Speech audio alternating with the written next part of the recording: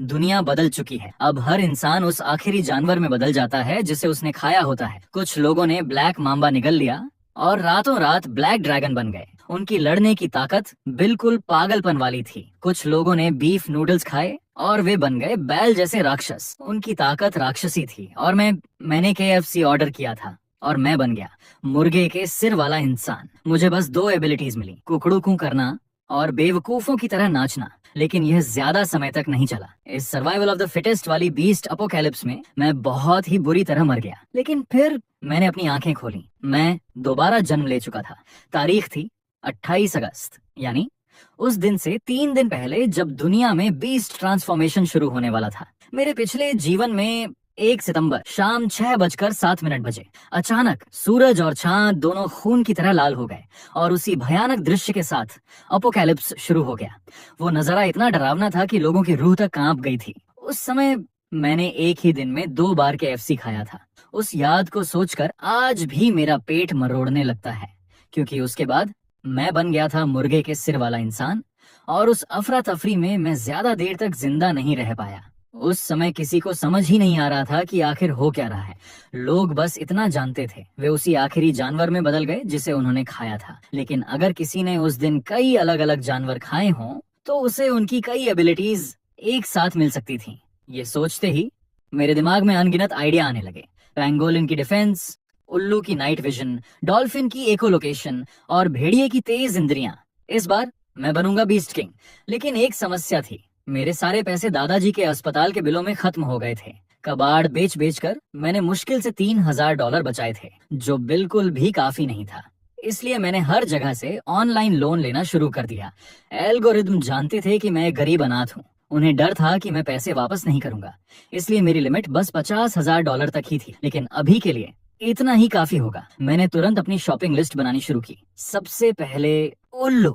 उसकी night vision के अलावा उसकी सुनने की क्षमता भी कमाल की होती है। इसके बाद इलेक्ट्रिक ईल, जो 800 वोल्ट का करंट छोड़ सकती है। सीधे शब्दों में यह लगभग तूफान के देवता थॉर जैसी ताकत है। ताकत के लिए मैं खरीदने वाला हूँ बुलेट चींटियों का एक बैच। अब बारी डिफेंस की। पैंगोलिन, मगरमच्छ, कछुआ, इनमें से कोई भी नहीं छोड़ा जा सकता। ओह, मैं लगभग एक चीज भूल ही गया था, टार्डिग्रेड। यह एक ऐसा जीव है जिसे तब तक मारना लगभग नामुमकिन है जब तक सूरज फट न जाए। यह ऐसे ऐसे खतरनाक वातावरण में भी जिंदा रह सकता है जिन्हें इंसान सोच भी नहीं सकता। इसे उबाल दो, कुचल दो, यहाँ तक कि अंतरिक्ष में फेंक दो, फिर भी यह जिंदा रहता है। ये तो न्यूक्लियर रेडिएशन से भी नहीं मरता। अगर मुझे इसकी एबिलिटी मिल जाए तो मैं अजेय बन जाऊंगा। मुझे पता था कि टार्डिग्रेड अल्ट्रावायलेट लाइट से डरते हैं, इसलिए मैंने तुरंत एक प्लान बनाया। मैं काई को बेट की तरह इस्तेमाल करूंगा, उन्हें वहीं बढ़ने दूंगा और फिर यूवी लाइट से खत्म कर दूंगा। तभी तैयारी करते समय मुझे एक छिपकली दिखाई दी। इसमें रिजेनरेशन एबिलिटी होती है। अगर इसे टार्डिग्रेड की इमॉर्टैलिटी और सैलामेंडर की रिकवरी एबिलिटी के साथ जोड़ दिया जाए तो यह बन जाएगा अल्टीमेट कॉम्बो। इसके बाद मैं स्कूल की लैब में गया और वहां से एक माइक्रोस्कोप चुरा लिया। लेंस के नीचे टार्डिग्रेड मोटे मोटे कीड़ों जैसे दिख रहे थे। करीब 50 थे, लेकिन वे बहुत छोटे थे। मुझे सैकड़ों चाहिए थे। समय कम था, इसलिए सबसे पहले मैंने ऑनलाइन एक एंट कलेक्टर से संपर्क किया। जैसे ही मैंने बुलेट चींटियां देखी, मेरी आंखें चमक उठी। मैंने तुरंत 50 ऑर्डर कर दिए। हर एक की कीमत थी $400, यानी कुल $20,000। मैंने बिना झिझक पैसे ट्रांसफर कर दिए। मैंने कुछ मरी हुई चींटियां भी खरीदी।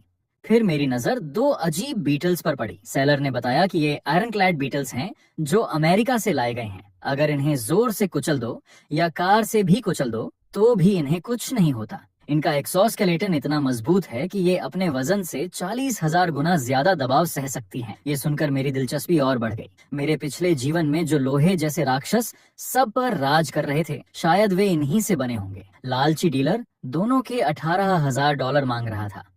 आखिरकार मोल भाव करके मैंने कीमत $15,000 कर दी। फिर मैंने उससे पूछा क्या वह किसी ऐसे इंसान को जानता है जो इलेक्ट्रिक ईल बेचता हो। उसने कुछ कॉल किए और कहा कि वह एक ईल डीलर को जानता है। मैंने बिना सोचे $10,000 और खर्च कर दिए। डीलर मन ही मन हंस रहा था। उसे लग रहा था कि उसे कोई बेवकूफ मिल गया है। लेकिन मेरा चेहरा गंभीर था, क्योंकि अपोकैलिप्स आने वाला था और उस दुनिया में पैसा सिर्फ कागज का टुकड़ा है। अब मुझे सिर्फ एक उल्लू चाहिए था। बिना नाइट विजन के रात में जीना नरक होगा, इसलिए मैं तेजी से बर्ड मार्केट में खोजने लगा। आखिरकार मुझे एक उल्लू मिल ही गया। मैंने बिना झिझक $3000 दे दिए। अब मेरे सारे इंग्रेडिएंट्स तैयार थे।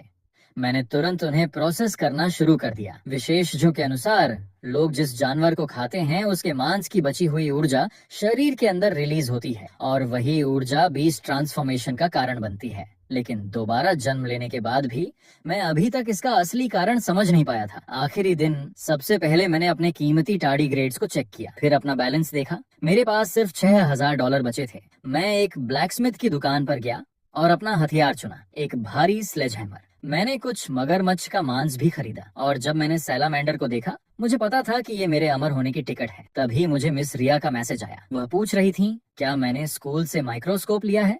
लगता है मैंने स्कूल की सिक्योरिटी को कम आंका था, लेकिन मुझे अंदर से कुछ भी महसूस नहीं हुआ।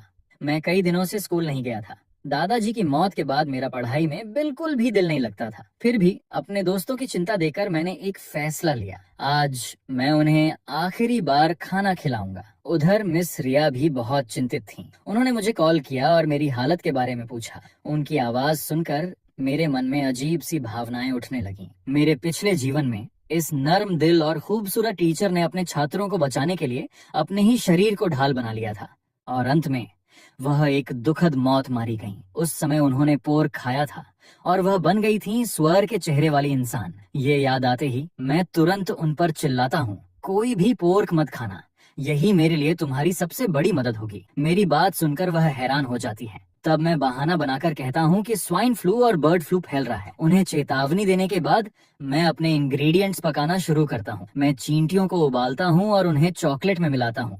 कठोर बीटल्स को मैं ओवन में डाल देता हूँ जब तक कि वे कुरकुरे ना हो जाएं। इन सारे अजीब इंग्रेडिएंट्स को मैं किसी तरह एक खाने जैसी चीज में बदल देता हूँ, लेकिन मुझे इसे खाने की कोई जल्दी नहीं है। इसके बजाय मैं एक रेस्टोरेंट में जाता हूँ और वहाँ ब्रैज रैबिट हेड की 7 प्लेट ऑर्डर करता हूँ। खरगोश की फुर्ती और नाइट विजन मेरे दोस्तों के जीवित रहने की संभावना बढ़ा देगी। मेरे क्लासमेट्स सभी मेरे स्कूल छोड़ने को लेकर चिंतित हैं। मिस रिया खास तौर पर बहुत उदास दिख रही हैं, लेकिन मेरी जिद के आगे वे लोग मुझे मनाना छोड़ देते हैं और हम सब आखिरी बार साथ बैठकर खाना खाते हैं। मेरे पिछले जीवन में हम में से ज्यादातर मर गए थे। एक तरह से ये सच में हमारा आखिरी अलविदा है। मैं माहौल हल्का करने की कोशिश करता हूँ। चलो सब लोग खाना शुरू करो, इतना उदास मत बनो। मेरी व्यवस्था के अनुसार सब लोग खरगोश का मांस खाते हैं और अंत में मैं उन्हें चींटियों वाली चॉकलेट डेजर्ट के रूप में देता हूँ। अब मेरे दोस्त खुद को बचा सकेंगे। अब बस 2 घंटे बचे हैं और अब समय है मेरी दावत का। चलो इसे शुरू करते हैं। रीजनरेशन एबिलिटी पाने के लिए चाहे ये कितना भी घिनौना क्यों ना हो, मुझे सब कुछ निगलना ही होगा। इस उल्टी जैसा लगने वाला खाना जबरदस्ती खाने के बाद मैं पूरी तरह थक चुका हूँ। ट्रांसफॉर्मेशन होने में अभी भी 1 घंटा बाकी है, लेकिन मेरा पेट भयानक दर्द से तड़प रहा है। मेरे पिछले जीवन में दोपहर 3 बजे के बाद हर इंसान को तेज दर्द महसूस होने लगा था, लेकिन अभी यह आपदा नहीं है, ये तो फूड पॉइजनिंग है। इतनी सारी योजना बनाने के बाद भी मैं यह बात भूल गया था, लेकिन अगर मैं बस थोड़ा और सहन कर लूं और रीजनरेशन एबिलिटी मिल जाए तो मैं बच जाऊंगा। धीरे धीरे ये दर्द भरा इंतजार आगे बढ़ता है और तभी सूरज फिर से खून जैसा लाल हो जाता है। बिल्कुल मेरे पिछले जीवन की तरह आपदा आ चुकी है। दर्द ठीक समय पर शुरू हो जाता है। मेरी चीखों के बीच मेरे शरीर का हर हिस्सा अकल्पनीय बदलावों से गुजरने लगता है। जब मैं बेहोशी से जागता हूँ तो दर्द गायब हो चुका होता है, लेकिन मेरे शरीर की हर कोशिका जैसे फटकर दोबारा बन रही हो। मेरी पीठ तेजी से ऐंठने लगती है, मेरे हाथों और पैरों की नसें फूल जाती हैं, मेरी 5 इंद्रियां धीरे धीरे धुंधली होने लगती हैं और मुझे अपने दादाजी का चेहरा दिखाई देता है। क्या दोबारा जन्म लेने के बाद भी मैं शुरुआत में ही मरने वाला हूँ? उधर पूरी दुनिया में भयानक बदलाव हो रहे हैं। लोग यकीन ही नहीं कर पा रहे कि वे राक्षस बन चुके हैं। पूरी दुनिया अराजकता में डूब चुकी है। मिस रिया जब जागती हैं, तो उन्हें पता चलता है कि उनका चेहरा खरगोश के फर से ढक चुका है। तभी जमीन के नीचे से एक भूकंप जैसी गर्जना सुनाई देती है और अगले ही पल एक भयंकर विस्फोट होता है। धुआं तेजी से कमरे में भर जाता है, जिससे ऑटोमेटिक स्प्रिंकलर सिस्टम चालू हो जाता है। ऊपर से पानी बारिश की तरह गिरने लगता है। मेरी शक्ल में ज्यादा बदलाव नहीं हुआ है, लेकिन जैसे ही पानी मेरी मांसपेशियों को छूता है, वे लोहे के कवच की तरह कठोर हो जाती हैं। मेरे चेहरे पर कभी कभी मछली के पंख उभर आते हैं। टार्डिग्रेड की अमृता ने मुझे मौत से बचा लिया। इस समय मेरी नजर और सुनने की शक्ति अविश्वसनीय रूप से तेज हो चुकी है। भयानक भूख मुझे मजबूर कर देती है कि मैं अपने बिस्तर के पास रखे सारे स्नैक्स खा जाऊं। मेरा शरीर पूरी तरह थका हुआ महसूस कर रहा है, लेकिन फिर भी मेरा अभी कमजोर शरीर टाइटेनियम के दरवाजे के फ्रेम को कागज की तरह फाड़ सकता है। बुलेट चींटियों की ताकत सच में कमाल की है। अब मैं इलेक्ट्रिक ईल की शक्ति आजमाने के लिए उत्साहित हूँ, लेकिन मैं जो भी करता हूँ कोई भी करंट नहीं निकलता। तभी बाहर के कॉरिडोर में आग भड़क उठती है। आग बहुत भयानक है, ये पहले ही फ्लैश ओवर कंडीशन तक पहुंच चुकी है। मैं दरवाजा खोलकर बाहर झांकता हूँ। बाहर हर तरफ आग का समंदर है, हवा जलती हुई गर्म है। मैं सोचने लगता हूँ, क्या मुझे 16वीं मंजिल से कूद जाना चाहिए? इसके बाद मैं छत पर लगी स्काईलाइट तोड़ देता हूँ। तभी अचानक मेरे शरीर की मांसपेशियां जोर जोर से हिलने लगती हैं। अब सब कुछ किस्मत पर दांव लगाने का समय है। मैं कूद जाता हूँ और उसी निर्णायक पल में मेरी पीठ से ब्लेड जैसे पंख निकल आते हैं। मैं हवा में एक विशाल पक्षी की तरह उड़ने लगता हूँ। ये देख मेरे चेहरे पर एक बड़ी मुस्कान आ जाती है। ये तो कमाल है। इस जीवन में आसमान भी मेरा है और जमीन भी। मैं एक खुले इलाके में उतरता हूँ और नीचे की स्थिति देखने लगता हूँ। लोग मेरे खतरनाक रूप को देखकर दंग रह जाते हैं। कोई चिल्लाता है, ये तो चलता फिरता मेका रोबोट लगता है, क्या ये भी ट्रांसफॉर्म हुआ है? ये इतना कूल क्यों दिख रहा है? दूसरा आदमी अपने पंख देखकर कहता है, इसके सामने तो मेरे पंख मुर्गे के पंख जैसे लग रहे हैं। ये सुनकर मैं अपने पंख समेट लेता हूँ। उड़ने में लगी भारी ऊर्जा की वजह से मैं हाँफने लगता हूँ। मुझे जल्दी ऊर्जा भरनी होगी। उधर शहर के दूसरे हिस्से में शक्तिशाली बीस्ट ह्यूमन कमजोर लोगों का कत्लेआम कर रहे हैं। म्यूटेंट जानवर अकेले नागरिकों पर हमला कर रहे हैं। मैं अपना स्लेजहैमर उठाकर एक सुपरमार्केट की ओर बढ़ता हूँ। तभी मेरे सामने एक मोटा तगड़ा स्वर चेहरे वाला इंसान आ जाता है। वह मुझे घूरते हुए कहता है, बाहर सब जगह तबाही मची है, लेकिन तुम अभी भी इंसान जैसे क्यों दिख रहे हो? मैं उसे कोई जवाब नहीं देता। मैं बस उसके हाथ से भुना हुआ बतख छीन लेता हूँ और उसे पागलों की तरह खाने लगता हूँ। ये देखकर सुअर चेहरे वाला आदमी गुस्से से आग बबूला हो जाता है। वह चिल्लाता है, मेरा खाना छीनकर खाना चाहता है? मरने का शौक है क्या? और वह मुझ पर एक जोरदार मुक्के से हमला करता है, लेकिन मैं उसके गेंद जैसे पेट पर एक लात मारता हूँ। मेरी लात की भयानक ताकत से वह दर्जनों फीट दूर जा गिरता है। इतना जोरदार वार खाने के बाद भी उसे अपनी औकात समझ नहीं आती। वह फिर भी चिल्लाते हुए कहता है कि वह मुझे मार डालेगा। जैसे ही मुझे उसके मारने के इरादे का एहसास होता है, मेरे शरीर की शक्ति अचानक फट पड़ती है। मेरे सिर से दानव जैसे सींग उगाते हैं। अब जाकर वह स्वर चेहरे वाला आदमी डर जाता है। उसे समझ आ जाता है कि मैं एक बेहद खतरनाक राक्षस हूँ। वह तुरंत भीख मांगने लगता है, लेकिन मैं उसे छोड़ने वाला नहीं हूँ। मैं शांत आवाज में कहता हूँ, घबराओ मत, ये तो बस जरूरी डेटा कलेक्शन है। और अगले ही पल मैं एक हथौड़े के वार से उसे नरक का रास्ता दिखा देता हूँ। इसके बाद मैं उसके पेट से एक बीस्ट कोर निकालता हूँ। उसकी ऊर्जा की शुद्धता कुछ खास नहीं लगती, लेकिन फिर भी मैं बिना हिचकिचाए उसे निगल जाता हूँ, क्योंकि इस अपोकैलिप्स में सिर्फ ताकतवर ही जिंदा रहते हैं। सुअर चेहरे वाले आदमी से निपटने के बाद मैं सुपरमार्केट में पेट भरकर खाता पीता हूँ। जाने से पहले मैं कुछ खाना अपने साथ भी पैक कर लेता हूँ। अभी मेरे लिए बहुत ज्यादा ऊर्जा खर्च करना सही नहीं है। मेरे लिए 30% ताकत बनाए रखना ही काफी है। जब लोग मुझे एक घड़ी की दुकान तोड़ते हुए देखते हैं तो वे भी लूटपाट शुरू कर देते हैं, लेकिन मुझे पता है इस अपोकैलिप्स में जल्द ही सोने की कीमत बिस्किट से भी कम हो जाएगी। 1 महीने के अंदर यहाँ मौजूद आधे लोग या तो भूख से मर जाएंगे, या आपस में लड़कर मरेंगे, या फिर किसी और का खाना बन जाएंगे। तभी मुझे मिस रिया का मैसेज आता है। वह मेरे लिए बहुत चिंतित हैं। इस अपोकैलिप्स में चिड़ियाघर के जानवर भी बेहद खतरनाक हो चुके हैं। मैं दूर से उन्हें देखता हूँ और हमला करने का मौका तलाशता हूँ। यहाँ मिलने वाले बीस्ट कोर सड़क पर मिलने वाले कोर से काफी ज्यादा शक्तिशाली होंगे। मेरे पिछले जीवन में टाइटन टाइगर अपोकैलिप्स के 5वें दिन दिखाई दिया था। उसने हर चीज तबाह कर दी थी। वह पागलों की तरह शिकार कर रहा था।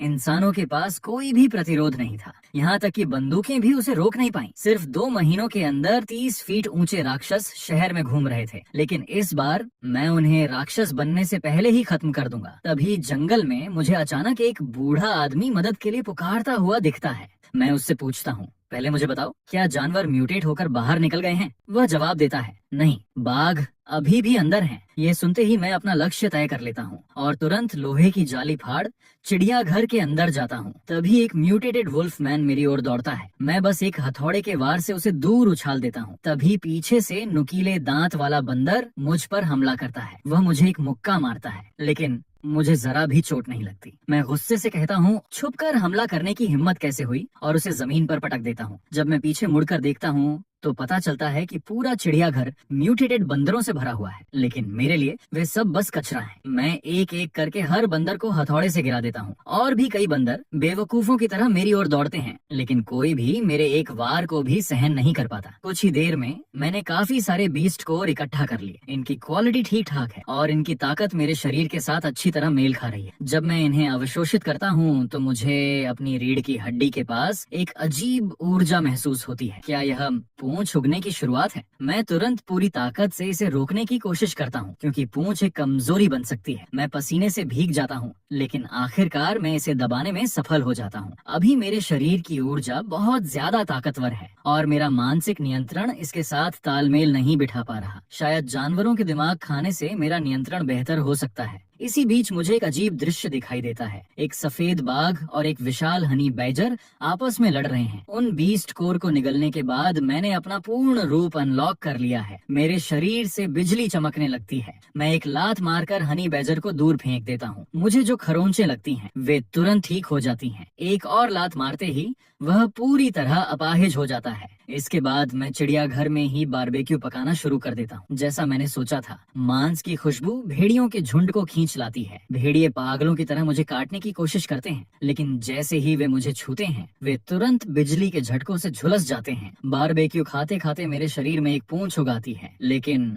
ये मेरे लिए कोई बोझ नहीं है। मैं मुस्कुराते हुए भेड़ियों से कहता हूँ, अब जब तुम यहाँ आ ही गए हो तो वापस जाने की मत सोचो। अब वार्म अप खत्म। मैं सीधे भेड़ियों के झुंड पर हमला कर देता हूँ, लेकिन ये खूंखार भेड़िए भी मेरे सामने एक पल भी नहीं टिक पाते। मैं सोचता हूँ, चलो अब बीस्ट ह्यूमन की डिफेंस लिमिट भी टेस्ट कर लेते हैं। जैसे ही मुझे तेज दर्द महसूस होता है, मेरा शरीर रक्षा प्रतिक्रिया में हाई वोल्टेज करंट छोड़ देता है और तुरंत 2 ग्रे वुल्फ झुलस जाते हैं। मेरी वर्तमान ताकत के साथ मैं अब साधारण म्यूटेंट जानवरों से नहीं डरता। साथ ही मैंने काफी सारे बीस्ट कोर भी हासिल कर लिए हैं। अगर मैं अपने अल्टीमेट फॉर्म तक पहुंच गया तो ये लोग मेरी स्किन पर खरोंच भी नहीं लगा पाएंगे। मैं अपने मैसेज चेक करता हूँ। मेरे दोस्त मुझे धन्यवाद दे रहे हैं। अच्छा हुआ तुमने हमें वह दावत खिलाई थी। मिस रिया भी मैसेज करती हैं। बाहर पूरी तरह अराजकता है। खाना जमा करो, छिप जाओ और रेस्क्यू का इंतजार करो। लेकिन सिर्फ मुझे पता है कि यह सोच कितनी मासूम है, क्योंकि इस अपोकैलिप्स का पहला नियम यही है कि यहाँ कोई नियम नहीं है। तभी बंदर का दिमाग खाने के बाद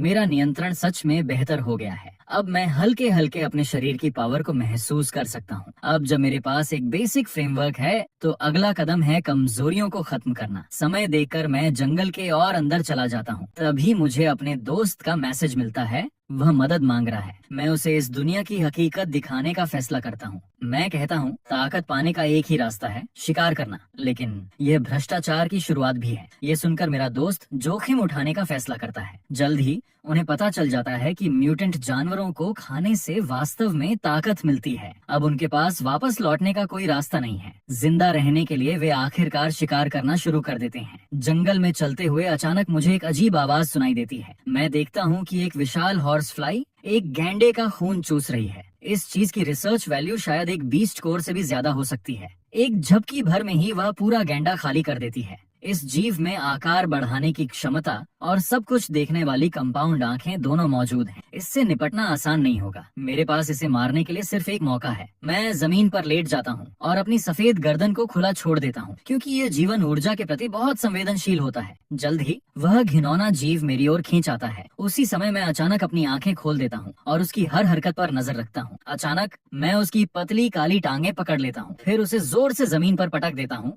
और बेलों से उसे कसकर बांध देता हूँ। मैं हंसते हुए कहता हूँ, तू तो गैंडे का भी खून चूस लेता है। मैं उसे जल्दी से उस सफेद बाघ के पास ले जाता हूँ जिसे मैंने पहले मारा था। मैं देखता हूँ कि खून पीते पीते उसका पेट धीरे धीरे बड़ा होता जा रहा है। यह देखकर मैं उत्साहित हो जाता हूँ। जैसे ही उसका पेट भर जाता है, मैं उसके फूले हुए शरीर को अपनी ओर खींच लेता हूँ, फिर धीरे धीरे उसकी आंखों को सहलाता हूँ। मेरे हाथों में बिजली की चिंगारियां चमकने लगती हैं। मैं मुस्कुरा कर कहता हूँ, फसल पक चुकी है, अब कटाई का समय है। मुझे दोष मत देना, यह अपोकैलिप्स का नियम है। अगले ही पल मेरी ताकत से उस हॉर्स फ्लाई का सिर धड़ से अलग हो जाता है और मुझे मिल जाता है एक हाई क्वालिटी बीस्ट कोर, जैसा मैंने चाहा था। मैं उसे तुरंत निगल जाता हूँ और तभी मेरी पूंछ पर एक कठोर जहरीला डंक उग आता है। अब मुझे हॉर्स फ्लाई की खून चूसने वाली सुपर पावर मिल गई है। ये एहसास सच में कमाल का है। मुझे अब खून से अपना मुंह गंदा करने की जरूरत नहीं है, फिर भी मुझे ऊर्जा मिलती रहेगी। ये वाकई शानदार है। अब मुझे यहाँ की हर चीज साफ करनी होगी। उधर मेरे दोस्त मुझे देख लेते हैं। वे लगातार कमेंट कर रहे हैं, वाह कितना बड़ा पक्षी है, काश हमारे पास भी पंख होते। कुछ देर बाद वे लोग चिड़ियाघर पहुंचते हैं। वहाँ हर जगह बंदरों की लाशें पड़ी होती हैं। उनके दिमाग निकाल लिए गए हैं और खून पूरी तरह सूखा हुआ है। ये देखकर वे सोचते हैं ये काम जरूर किसी टीम का होगा, लेकिन उन्हें सबसे ज्यादा झटका तब लगता है जब वे देखते हैं कि बाघ का खून भी पूरी तरह निकाला जा चुका है। वे डर कर कहते हैं, क्या यहाँ कोई वैम्पायर है? उधर हवा में उड़ते हुए मुझे अचानक छींक आ जाती है। अभी थोड़ी देर पहले ही मैंने चिड़ियाघर से एक छोटा पांडा उठा लिया था। मैं उसे एक बीस्ट कोर खिलाने की कोशिश करता हूँ और हैरानी की बात, उसके पहले से नंगे शरीर पर तुरंत काले और सफेद फरूग आते हैं। मैं सोचने लगता हूँ, मैंने तो टाइगर का बीस्ट कोर निकला था, लेकिन मेरे अंदर कोई पक्षी या बिल्ली जैसी विशेषता नहीं आई। तो क्या पांडा का जीन ज्यादा ताकतवर है? खैर जो भी हो, मैं पांडा से कहता हूँ, उम्मीद है तू मुझे हैरान करेगा, वरना तेरा अंजाम उस हॉर्स फ्लाई से बेहतर नहीं होगा। पहले तुझे मोटा करूंगा, फिर तुझे भी मार दूंगा। मैं उसे अपनी पीठ पर लाता हूँ और दूर की ओर उड़ जाता हूँ। अब मुझे सुबह होने से पहले राजधानी के चिड़ियाघर को साफ करना है। तभी मुझे अपने दोस्त का मैसेज मिलता है। उसने लिखा है, हमने एक म्यूटेंट कुत्ता मार दिया। ये पढ़कर मैं राहत की मुस्कान देता हूँ। अपनी तेज उड़ान गति से मैं कुछ ही मिनटों में कैपिटल के चिड़ियाघर पहुंच जाता हूं। वहां के पिंजरे पूरी तरह टूट चुके हैं। जमीन पर एक विशाल भालू तांडव मचा रहा है और सैनिक एक विशाल बाघ से भी नहीं निपट पा रहे। लेकिन मेरे लिए ये अच्छी खबर है, क्योंकि ये भालू अभी और भी बड़ा होगा। अगर इसे अभी नहीं रोका गया तो यह टाइटन टाइगर से भी ज्यादा खतरनाक बन जाएगा। वह चारों ओर सब कुछ तोड़ रहा है। सैनिक पूरी तरह बेबस हैं। ये देखकर मैं बिना डरे उसके सिर के ऊपर चक्कर लगाने लगता हूँ। फिर अचानक मैं एक भयानक बिजली का झटका छोड़ता हूँ और वह करंट सीधे उसके शरीर को चीर देता है। लेकिन अब भी ये खत्म नहीं हुआ। मैं उस विशाल भालू को पकड़ लेता हूँ और उसे ऊंचाई तक उड़ाकर ले जाता हूँ। फिर पूरी ताकत से जमीन पर पटक देता हूँ। जब धूल हटती है तो वह भालू मर चुका होता है। मुझे मिलता है एक high quality black beast core. काम खत्म होते ही मैं बिना पीछे देखे उड़ जाता हूँ। इस बीच पांडा मेरे 3 बीस्ट कोर खा चुका है, लेकिन वह अभी भी साधारण पांडा जैसा ही दिख रहा है। मुझे तुरंत लगता है कि मेरे साथ धोखा हो गया है और यह चीज तब तक नहीं चलती जब तक मैं इसे उठाकर न ले जाऊं। उधर मेरे दोस्त भी धीरे धीरे अपना नाम बनाने लगे हैं। एक विशाल सांप का कोर पाने के बाद वे बहुत खुश हैं, लेकिन अफसोस वे भयानक दिखने वाले राक्षस बन चुके हैं। समय बर्बाद किए बिना मैं तुरंत एक्वेरियम की ओर बढ़ता हूँ। मुझे पता है जहाँ जमीन नरक बन चुकी है वहीं समुद्र असली शिकारी पैदा करता है। यहाँ का जीवित रहने का दबाव सिर्फ राक्षस नहीं बनाता, बल्कि असली शिकारी पैदा करता है। कांच के पीछे एक विशाल मछली एक्वेरियम के मजबूत कांच को तोड़ने ही वाली है, लेकिन मैं उस पर तुरंत हमला नहीं करता। इसके बजाय मैं फ्रीजर रूम में चला जाता हूँ। वहाँ पेंगुइन की लाशें बिखरी पड़ी हैं। जैसे ही मैं अंदर जाता हूँ मुझे असली अपराधी मिल जाता है, एक म्यूटेटेड सी लायन। मैं तुरंत अपना बीस्ट फॉर्म एक्टिवेट करता हूँ और उसका सामना करता हूँ। मेरे रेत की बोरियों जैसे मुक्के सीधे उसके चेहरे पर पड़ते हैं। फिर मेरे पंजे उसकी त्वचा में गहराई तक घुस जाते हैं। उसी समय हाई वोल्टेज करंट उसे तुरंत मार देता है। अंत में मैं अपनी पूंछ उसके शरीर में घुसाकर उसका खून चूसना शुरू कर देता हूँ। तभी मैं देखता हूँ एक और सी लायन भागने की कोशिश कर रहा है। मैं तुरंत उड़कर उसका पीछा करता हूँ और आखिरकार उसे पकड़कर उसका बीस्ट कोर निकाल लेता हूँ। कम क्वालिटी वाले कोर मैं पांडा को दे देता हूँ। उसका पेट तेजी से फूलने लगता है, लेकिन उसकी शक्ल में फिर भी कोई बदलाव नहीं आता। गुस्से में मैं उसे दूर फेंक देता हूँ और कहता हूँ, सच में तुझसे अच्छा तो मैं कछुआ पाल लेता। मैं मुड़कर जाने लगता हूँ, लेकिन पांडा मेरे पीछे पीछे आकर मेरी टांग को कसकर पकड़ लेता है। उधर सैनिक जंगल की जांच कर रहे हैं। उन्हें पता चलता है कि वे विशाल राक्षस सब मारे जा चुके हैं और उनके घाव बंदूक से हुए नहीं लगते। उनकी त्वचा, जिसे गोलियां भी नहीं भेद सकती थी, आर पार छेदी गई है। एक सैनिक कहता है, क्या यह वही पंखों वाला प्राणी हो सकता है जिसका जिक्र रिपोर्ट में था? भले ही उसके पास मगरमच्छ जैसी ताकत हो, लेकिन इवोल्यूशन में समय लगता है। ये दक्षता तो अविश्वसनीय है। दूसरा सैनिक कहता है, और वह हमेशा पेट ही क्यों चीरता है? किसी को याद आता है डॉक्टर चेन की रिपोर्ट में भी पेट के सैंपल लेने की बात कही गई थी। ये शिकार नहीं लगता, बल्कि रिसर्च जैसा लगता है। ये सोचकर सैनिक भी एक म्यूटेंट बैल पकड़ लेते हैं और उसे काट कर जांच करते हैं। जब वे उसका पेट खोलते हैं तो उन्हें सच में एक सुनहरा बीस्ट कोर मिलता है। कप्तान बिना सोचे उसे तुरंत निगल लेता है और अगले ही पल उसके शरीर में भयानक ऊर्जा दौड़ने लगती है। कप्तान को आखिरकार डॉक्टर चेन की चाल समझ में आ जाती करती है। उसने उन्हें बीस्ट कोर का राज नहीं बताया, बल्कि उन्हें म्यूटेंट जानवरों से लड़ने के लिए भेजा और कोर उसे जमा कराने के लिए कहा। तो अपोकैलिप्स के बाद मानव स्वभाव इतना टेढ़ा हो जाता है। ये सोचकर कप्तान फैसला करता है कि वह अपनी टीम को लेकर सबसे पहले एक्वेरियम के बीस्ट कोर हासिल करेगा। लेकिन उसे यह नहीं पता कि मैं पहले ही पूरे एक्वेरियम का सफाया कर चुका हूँ और काफी दौलत जमा कर चुका हूँ। आखिरकार पांडा को साथ लेकर मैं रिसर्च रूम में पहुँचता हूँ और उस प्यारी जेलीफिश को थोड़ी इलेक्ट्रोथेरेपी देता हूँ। यहाँ से सब कुछ लूटने के बाद मैं जाने ही वाला था कि तभी मुझे बाहर सैनिकों की आवाजें सुनाई देती हैं। नीचे झांक कर देखता हूँ, वे अंदर घुसने ही वाले हैं, लेकिन मुझे जरा भी चिंता नहीं है, क्योंकि यहाँ अभी भी 2 जगहें बाकी हैं। पहली डॉल्फिन एरिया, दूसरी मेन टैंक की मछलियाँ। सुबह होने से पहले मुझे यहाँ की हर चीज साफ करनी होगी। ध्यान से देखने पर पता चलता है कि सभी डॉल्फिन म्यूटेट होकर पागल कठपुतलियाओं बन चुकी हैं। वे बस एक दूसरे को मार रही हैं। तो फिर शांति से मर जाओ। मैं तुरंत अपना ट्रांसफॉर्मेशन एक्टिवेट करता हूँ और पानी में छलांग लगा देता हूँ। एक बहरे कर देने वाला धमाका होता है और नजरा काफी खूनी हो जाता है। कुछ ही देर में मैं सभी डॉल्फिन को मार देता हूँ। उनसे मिलने वाले नीले बीस्ट कोर इतने साफ और खूबसूरत हैं कि देखने लायक हैं। जब मैं उन्हें अवशोषित करता हूँ तो मेरी संवेदन शक्ति तेजी से बढ़ जाती है। मुझे ऐसा महसूस होता है जैसे मैं एक शांत समुद्र के बीच खड़ा हूँ। उधर मूर्ख पांडा हैरानी से मुझे देख रहा है। मेरे शरीर में भयानक बदलाव होने लगते हैं। मेरी तेज इंद्रियां दूर से ही सैनिकों के कदमों की आवाज सुन सकती हैं। इसलिए मैं तुरंत मैन टैंक की ओर निकल जाता हूँ, क्योंकि सेना के कुत्तों की सूंघने की शक्ति बहुत तेज होती है। वे मुझे जल्द ही ढूंढ लेंगे।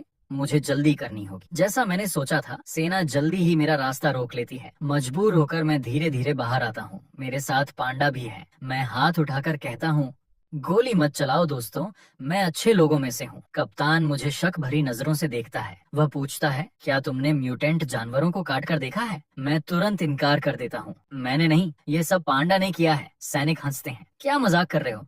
कप्तान कहता है, तुम्हारी शांति ही तुम्हें बेनकाब कर रही है। सच बताओ, क्या तुम्हें जानवरों के अंदर मौजूद बीस्ट कोर के बारे में पता है, जो इंसानों को म्यूटेट करके और ताकतवर बना सकते हैं? इसीलिए तुम खास तौर पर उनके पेट चीरते थे। मैं हल्की मुस्कान के साथ अपना बैग खोलता हूँ और कहता हूँ, क्या ये कोर खाए भी जा सकते हैं? तो मैंने तो 100-200 इकट्ठा कर लिए। तो क्या इसका मतलब मैं अब अजेय हूँ? मेरी बात खत्म भी नहीं होती कि अचानक गोलियों की बारिश शुरू हो जाती है, लेकिन वे मेरी त्वचा को जरा भी नुकसान नहीं पहुंचा पाती। मेरी ओर फेंका गया लोहे का जाल मैं आसानी से फाड़ देता हूँ। मैं जमीन से एक गोली उठाता हूँ और उसे सैनिकों की ओर फेंक देता हूँ। उसकी ताकत बंदूक से चली गोली जितनी ही होती है और जिद्दी कप्तान वहीं ढेर हो जाता है। इसके बाद कुछ घूंसों और लातों से मैं बाकी सैनिकों को भी जमीन पर गिरा देता हूँ। मैं ठंडी आवाज में पूछता हूँ, अब बताओ, तुमने अपने बीस्ट कोर कहाँ छिपाए हैं? एक सुअर चेहरे वाला सैनिक अपने साथी की हालत देखकर डर से चुप हो जाता है। जब उसे पता चलता है कि कप्तान ने सारे कोर अपने पास जमा कर रखे थे, तो वह तुरंत गुस्से का नाटक करता है और कहता है, मैं हेलीकॉप्टर उड़ा सकता हूँ, मैं तुम्हें वहाँ ले जाऊंगा। मेरे दिमाग में एक नया प्लान आता है। मैं तुरंत उसे आदेश देता हूँ, अपने साथियों के शरीर काटो। जब वह देखता है कि उनके शरीर में भी बीस्ट कोर मौजूद हैं, तो वह पूरी तरह सन्न रह जाता है और फिर उसके चेहरे पर डर छा जाता है। वह कांपते हुए कहता है, हे भगवान, क्या यह दुनिया नरक बन चुकी है? बचे हुए समय में मैं मेन टैंक में कत्लेआम शुरू कर देता हूँ। एक विशाल ग्रेट व्हाइट शार्क मेरे सामने आसानी से इधर उधर फेंकी जाती है। सैनिकों के हथियार हासिल करने के बाद लड़ाई और भी आसान हो जाती है। बाकी बचे 2 सैनिक कहते हैं कि वे आत्मसमर्पण कर रहे हैं। जैसा मैंने सोचा था, वे असल में मदद बुलाने गए थे, लेकिन उन्हें नहीं पता यह भी मेरी योजना का हिस्सा है। चारा डाला जा चुका है, अब बस बड़ी मछली के आने का इंतजार है। अब मुझे अपनी ताकत और वजन बढ़ाना होगा। 100 से ज्यादा बीस्ट कोर निगलने के बाद मेरा पूर्ण रूप एक भयानक दानव राजा जैसा हो गया है। लेकिन फिर भी मैं सावधान रहता हूँ, क्योंकि मुझे पूरा मेन टैंक खाली करना है। एक म्यूटेटेड विशाल शार्क सीधे मेरी ओर हमला करती है। मैं मुस्कुराकर कहता हूँ, मेरे हाई वोल्टेज को नमस्ते कहो। अब जब मैं मुक्का मारता हूँ, तो चाहे उसकी त्वचा कितनी भी मोटी हो, वह आर पार छिद जाती है और फिर शुरू होता है खून से ऊर्जा भरने का आनंद। कुछ ही देर में मैं पूरा मेन टैंक साफ कर देता हूँ और अब मेरे पास बीस्ट कोर का एक विशाल ढेर है। मैं पांडा को देखकर कहता हूँ, कमाल है, मेहनत सिर्फ मैं कर रहा हूँ, ये पांडा कुछ भी नहीं करता। अब तक तो कोई सुअर भी काटने लायक मोटा हो जाता। अगर आज भी तूने ग्रोथ नहीं दिखाई तो मैं तुझे पकाकर खा जाऊंगा। इसके बाद मैं उसे लेकर शहर की एक ऊंची इमारत की छत पर पहुंचता हूँ। मैं उससे कहता हूँ, यहीं रहना, कहीं मत जाना, वरना रात का खाना तू ही बनेगा। फिर मैं सीधे सेना के अड्डे की ओर उड़ जाता हूँ। मुझे देखते ही एक बैल चेहरे वाला सैनिक अलार्म बजा लगा देता है और सैनिक मुझे घेर लेते हैं, लेकिन तभी उनका कप्तान उन्हें रोक देता है। वह कहता है, दोस्त तुम गलत समझ रहे हो, इस अपोक्लिप्स में उड़ सकने वाला इंसान सोने से भी ज्यादा कीमती है। हमारे पास गोलियां भी हैं और इलाका भी, हमें बस तुम्हारे जैसे लोग चाहिए। फिर कुत्ते चेहरे वाला कप्तान मुझसे दोस्ती करने की कोशिश करता है। वह पूछता है, तुम्हारा नाम क्या है नौजवान? उसका अजीब व्यवहार कुछ सैनिकों को शक में डाल देता है। वे देखते हैं कि जो जानवर वापस लाए गए हैं उन सबके पेट काटे गए हैं। यहाँ जरूर कोई गंदा राज छिपा है। कुत्ते चेहरे वाला आदमी मुझे रिसर्च सुविधा में ले जाता है, कहता है हमें वायरस चेक करना होगा।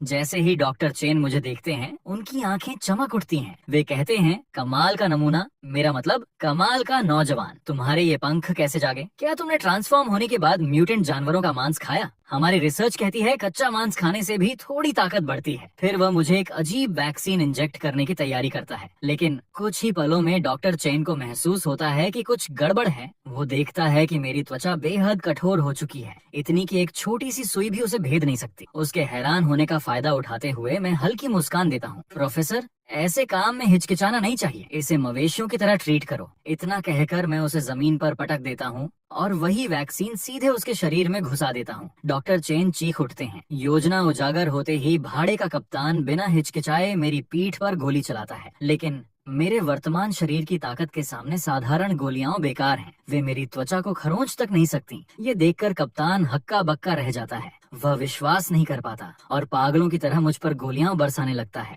मैं बिल्कुल स्थिर खड़ा रहता हूँ, ना बचता हूँ ना हटता हूँ। कितनी भी गोलियां चलें, कोई भी मेरी त्वचा को नहीं भेद पाती। उल्टा रिबाउंस होकर कुछ गोलियां पास खड़े प्रोफेसर को ही घायल कर देती हैं। मैं एक मुक्का घुमाता हूँ और मेरे पैरों में विस्फोट जैसी ताकत फूट पड़ती है। सिर्फ एक पंच में भाड़े का कप्तान हवा में उछलकर दूर जा गिरता है। प्रोफेसर के दो सहायक मेरे दोनों पंख पकड़ लेते हैं। वे मेरी हरकत रोकने की कोशिश करते हैं, लेकिन मैं बस एक बार पंख फड़फड़ाता हूँ और दोनों दूर जा गिरते हैं। अब तक यह सिर्फ मेरा अंदाजा था, लेकिन अब मुझे पूरा यकीन हो गया है, ये लोग अब इंसान नहीं रहे। कोई हैरानी नहीं कि मेरी पिछली जिंदगी में सबसे पहले ताकत इन्हीं के हाथ आई थी, क्योंकि ट्रांसफॉर्मेशन के दिन ही इन्होंने बीस्ट कोर खोज लिए थे। और इतना ही नहीं, इन्होंने यह भी खोज लिया था कि इंसानों के अंदर भी बीस्ट कोर होते हैं। जहर के असर से डॉक्टर चेन पूरी तरह घबरा जाते हैं। वे पास पड़ा एक बीस्ट कोर उठाते हैं, उसे निगल कर जहर ठीक करने की कोशिश करना चाहते हैं, लेकिन मैं उन्हें यह मौका नहीं देता। मैं झटके से कोर उनके हाथ से छीन लेता हूँ। तुम इसे निगलना चाहते हो? भाड़े का कप्तान अब कांपने लगता है। उसे कभी उम्मीद नहीं थी कि मैं इतना ताकतवर होऊंगा। वह घुटनों पर गिरकर कहता है, कृपया हम बात कर सकते हैं, सारे कोर तुम्हारे हैं। लेकिन मुझे उसकी बकवास सुनने का मन नहीं। मैं उसे एक मुक्का मारता हूँ।